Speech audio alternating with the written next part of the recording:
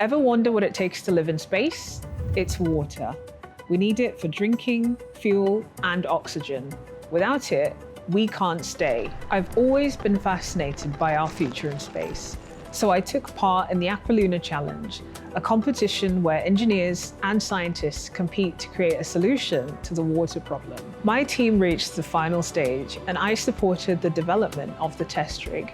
The team designed a system to convert dirty lunar ice into lovely, clean drinking water. But I didn't get there overnight. I decided to study a master's degree in electrical and electronic engineering at Sheffield Hallam. The course stood out for its modules, the hands-on labs, and the industry links. It's given me real-world experience straight away. It was one of the best decisions I ever made. Today, I get to work in the space sector as a mechatronics engineer at Nike Scientific. Every day, I get to work on real space projects, something younger me would have never believed possible.